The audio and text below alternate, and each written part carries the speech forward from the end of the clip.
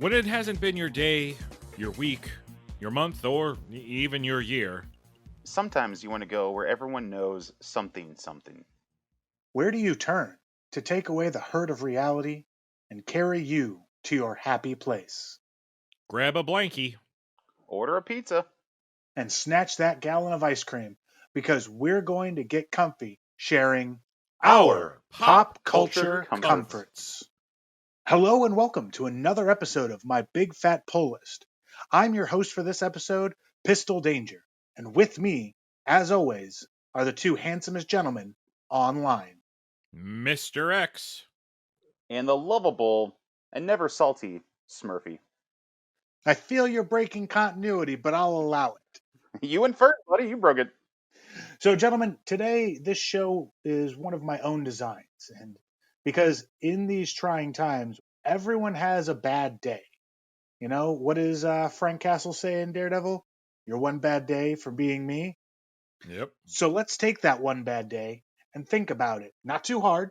Let's think about what we do, where we turn to read, to watch, or to listen to that makes those bad days a whole lot better. That's why I came up with the term pop culture comfort. And that is patent pending. You may not use it without paying me a sumptuous fee. It's probably going to be like a quarter. I mean, I'll still take a quarter every time, you know?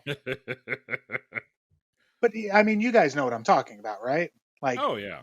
have that shit day, you pour your Kraken beverage, and then you listen to your favorite podcast, or your favorite movie or TV show, or you just crack open an old book that you love.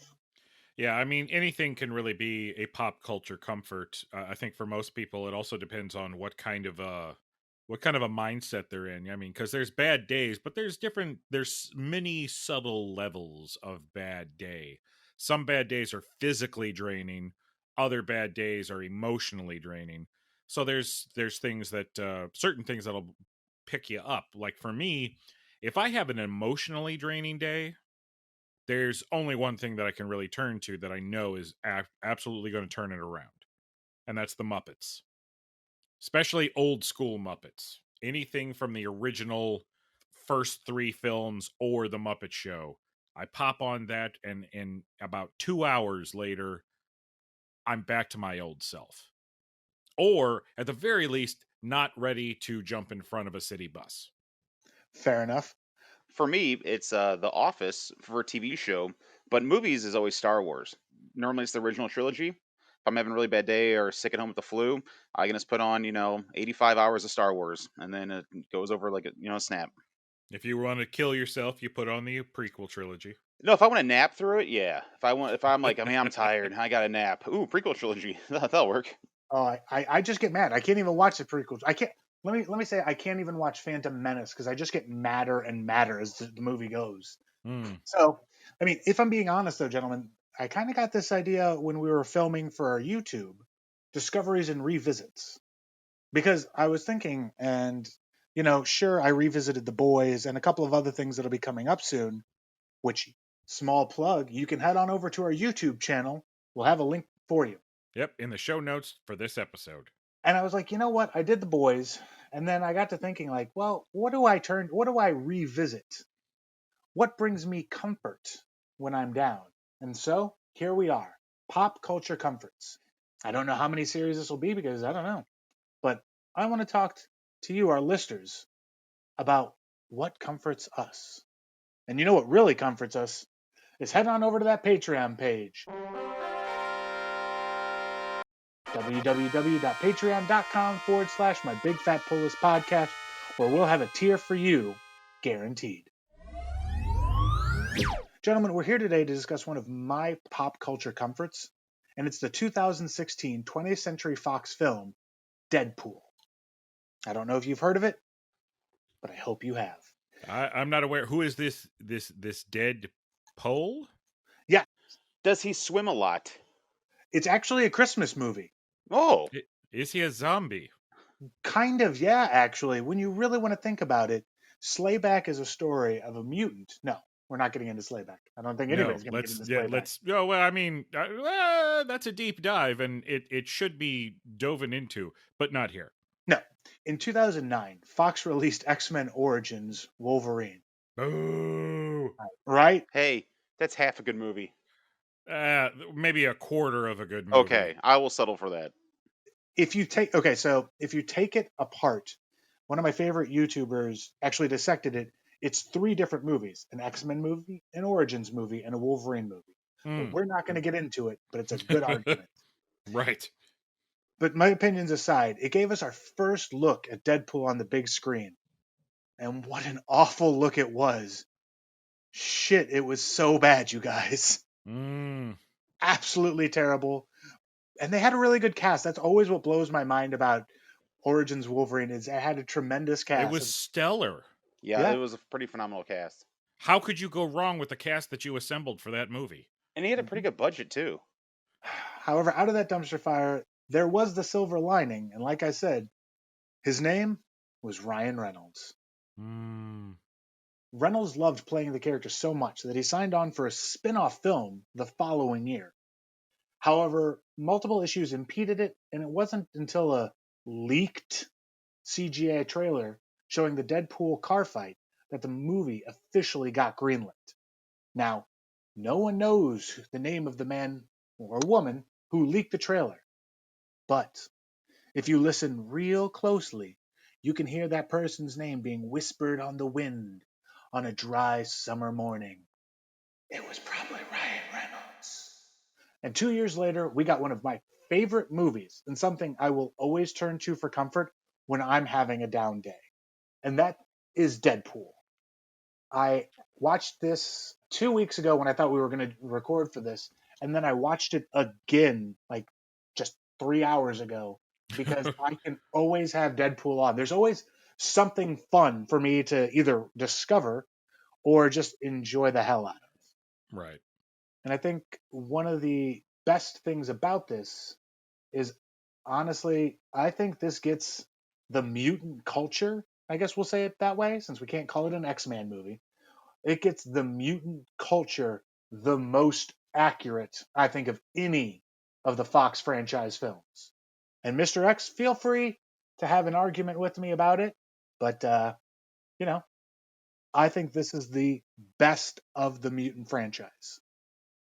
I don't think I would have an argument with you, because I'm sorry, Logan is a better movie than Deadpool. I'm sorry, it just is. I can't give you that, but that's all right. It's a completely different type of movie too. Correct. Your statement on how it represents the mutant community better than any of the other films. Technically speaking, I'd have to argue with you that Deadpool 2 does a better job at representing the mutant community than Deadpool 1. Okay. I can get with that. But other than that, Deadpool, the thing is, Deadpool needs to be in a classification by itself, because lumping it in with the other X-Men films, it still feels like it's disjointed. It does not feel like it connects. I think the reason why is because this is more of an anti-hero movie, obviously. So you're not really watching, say, a hero do things. You're watching a goofy dude just try to save his girl, Well, another thing is that Deadpool, this Deadpool movie, and I'll even say both Deadpool films, are damn accurate when it comes to transferring a character from one medium to another. Yeah. Whereas the X-Men films, it's, okay, so here's the characters, and these actors look like the characters, and these stories kind of are from the comic book a little bit, but not. And here's X-Men. Yeah. What were you expecting? Yellow spandex? Maybe not yellow spandex, but how about dark orange? Dark orange tan and brown spandex. How about that? You smarmy son of a bitch. And Cyclops could have easily worn darker blue and darker yellow and looked fine. You know, like Right. Deadpool looked great on screen. Like when you saw him, you were like, oh, he looks so phenomenal, and you Mhm. just get sucked into the movie because he nails it. Like the costume, Absolutely. yeah, and that's when you're like, I'm in. You Well, know, it pulls you in. It pulls yeah, you in. It's like you're experiencing a live action comic. And today, if the X-Men was remade, and it will be soon by Marvel Disney, they will have their characters look more like the comic book characters. Their costumes, their uniforms will look more like the comic book interpretations, because we know we can do that now. right. You know, back then it was like, oh, we're too afraid to try to do it comic accurate. Let's just put them all in black leather. Yeah, black leather. Yeah, That makes so Everybody much loves black sense. leather. they'll look like special forces guys or something. That works Yeah, great. It's Hmm. like no, and then you see movies like Iron Man and Avengers and Captain America, and you're like, hey, look, they have colorful outfits and it works. right, right. So in the future, when we get the mutants in the Marvel Cinematic Universe, we'll have them be more comic accurate, like Deadpool and Deadpool 2. As a matter of fact, I really hope that they are able to fold Ryan Reynolds, not necessarily everything else, but at least Ryan Reynolds, into the Marvel Cinematic Universe, and have him be a part of the mutant landscape. Rumor is there he is. Yeah, So who yeah. knows? Who knows? I, Only the future. yeah. Until I see it, I won't say. I'll just say rumors. Talking about like their costumes makes me really sad because Colossus looks terrific in his muted X-Men colors, and then after Negasonic uses her powers in the final fight, she's got on under all that an X-Men uniform, and it looks good. And it's just Yeah, like you guys could have done this so long ago. right. Yeah, yeah. It's the fact that the mutants that weren't X-Men, the ones that were in training or going to school, the colors were that yellow and dark blue. I mean, the dark blue almost looked black. Depending on what comic book you're reading at what time period that comic book came out. But Negasonic has the school uniform on, and I'm like, holy crap. And the problem is that Fox is so scared to do anything X-Men related that they even put in the joke. Well, it's like we couldn't afford any of the other mutants. Yeah, it's weird. I only see ever two of you. It's almost like the Yeah, studio couldn't afford a third mutant. It's a big house, guys, for just the two of you, right? yeah, Yeah. and that's the thing. Deadpool has to do that stuff. Deadpool has to do that stuff. You can't take Deadpool seriously as a character because Deadpool doesn't take himself seriously as a character. But Right. during the serious moments, you're surprised at how Wade reacts, and you forget that there is such a deep well of pain and angst underneath that Merc with a mouth, that when Oh, things get serious, this is a character that can really tug on your heartstrings too. I'm willing to cede complete accuracy for something that works, something that fits. You know what I mean? Mm-hmm. Yeah, I mean, to agree with you, it would have been really tough to have him do a Weapon X program, you know, like he kind of does in the comics, and bring in all those characters because you're really gonna get that's a whole movie almost in itself. There's enough not being said Right. during the film to where any fan, any hardcore fan like all of us, Yep. can go, well, I'll just insert this concept and this concept, and yep, it's the Weapon X facility. Yeah, Ajax is the Weapon X facility, and we just kind Yeah. of every fan just kind of went, okay, Hmm. I'll even see that I think I think Ajax. Ajax is a solid first film villain. What's my mean, name? Yeah. I'll I spell it mean, out for you. Mr. X, other than Colossus and Negasonic, but not that version of Negasonic, all the other characters are completely new. Dopinder's not in anything. Ajax, Angel, Mr. X, am I wrong? All of these characters, except for Pohinder, all of the mutant characters have a root in comic book history. They exist to a certain extent. but they have been altered to fit what the movie wanted them to be. Negasonic Teenage Warhead went through a complete overhaul, and I'm sorry, the character is better for it. Where the others are concerned, they are snippets of other characters kind of put together into what was needed for the film. Ajax is a character in Marvel comic books. Angel is a character in the mutant books. They're just not the way that they're represented in the actual film. But again, for anybody who just is a fan of comic book movies, a fan of Ryan Reynolds, and a fan of the concept of the X-Men, you don't need to know any of that shit. Because all of these characters are done expertly by the writing and the performances given by the actors. Absolutely. When that movie came out, it actually debuted in February, so it was kind of like a date movie. Oh, right. And he even says something about that in the movie. He's like, "Oh, for all you people who are like, I thought this was a date movie." Yeah. Yeah. I thought this was a movie about love. Why did that other guy shish kebab, or why did he shish kebab that other guy? Right. Yeah. And it was actually marketed as such too. There's billboards of Valentine's movies, or It is a love story. Yeah. And you know what though? It's a love story that they don't really like shove in your face. So I think it's greatly done because almost all movies have like a love story to keep kind of girls interested in it, if they're not in it for the action and stuff. But I feel like this one was well done, super well done. It's a love story that was geared towards people who don't like love stories. That's a great way to put it. Because, oh my God, Wade's relationship with Vanessa shown in that first 20-25 minutes of the film. When they're at skee ball? Who doesn't want to have that relationship? Right. It's never not a good time. Like, that's the beautiful thing about this movie and why it is my comfort movie.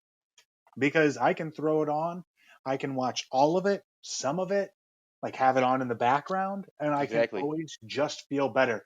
I think I have like 3 favorite lines throughout the whole thing.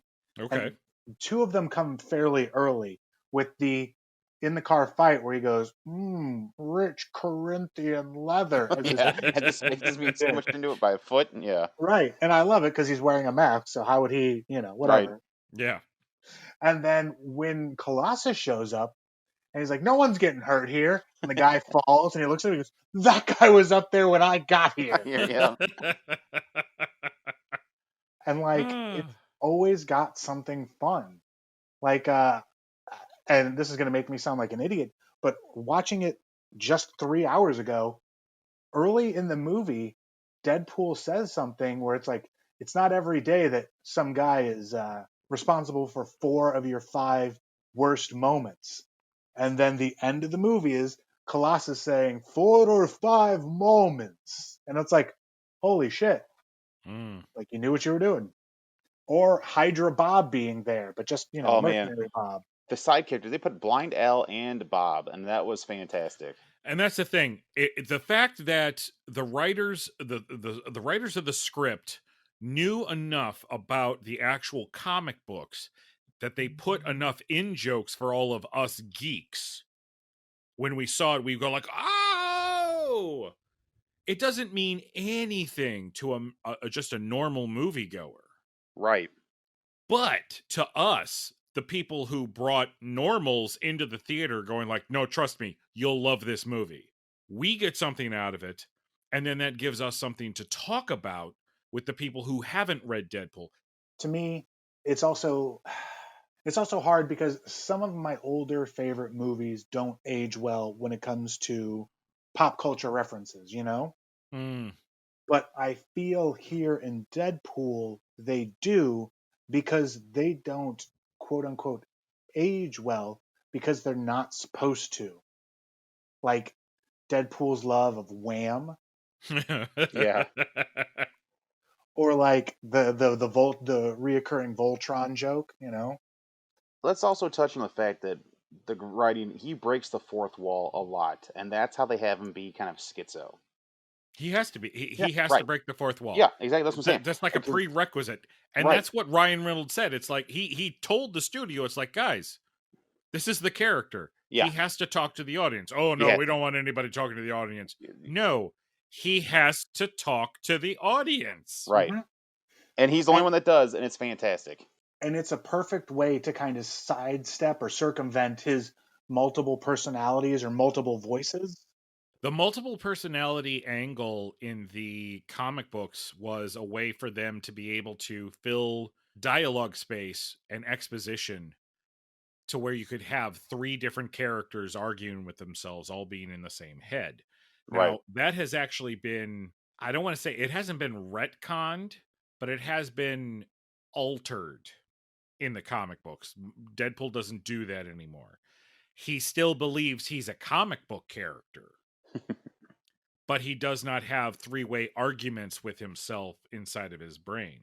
Like, there's so much that's explained but not explained. You know what I mean? I don't know. It's just every time I watch this movie, no matter what kind of a shit day I'm having, it always, 2 hours later, I'm always feeling a whole lot better about it, And that's what makes it a pop culture comfort. Oh man, there's so much to love about this film. Whether it's, the guy called Liefeld at the bar, or, the opening credits where it says the writers, the real heroes here. Mm-hmm. All sorts of great things. You know what? Let me ask you, the listener, how has Deadpool comforted you? How has he crawled in bed with you and big spooned you into a sense of complete ease? Or Little Spoon. I mean, some Little people Spoon, enjoy whatever. being the big spoon. Mm-hmm. So let us know on our Instagram, on our Twitter, on our Facebook. Let us know how Deadpool touches you. Mostly appropriately, though, just to be safe.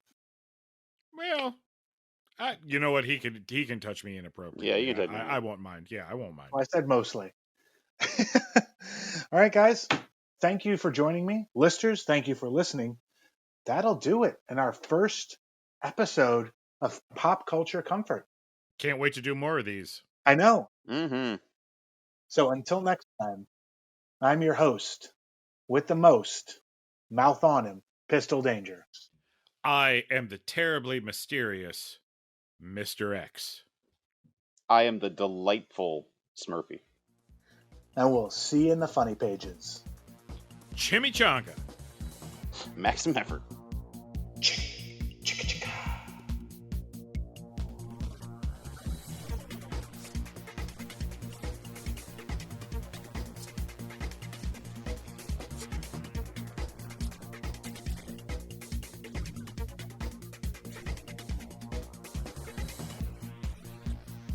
What he means is you and everyone you know should subscribe, rate, and review our podcast on every app possible.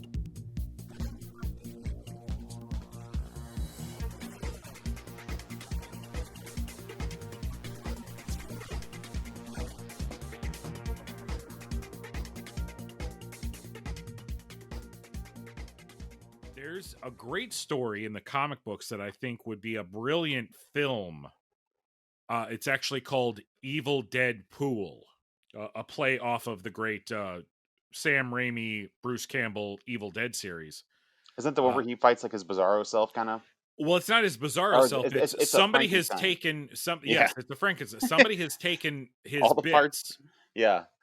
and those bits have put themselves together into their own body, and he is absolutely, positively deranged. That's why he's known as Evil Deadpool. Right. Yeah. Some scientist was like, "Hey, Wade, hey, Deadpool, we have your like arch nemesis. It's yourself." And he's like, "What?" And like the guy's got like 2 left arms. I don't know if you noticed that. I think personally, that should be a movie. Yes, because that was fantastic. Because just to see Ryan Reynolds play Himself those 2 twice. parts, Yeah. I mean, come on, that is genius right there. Genius right there. Genius right there.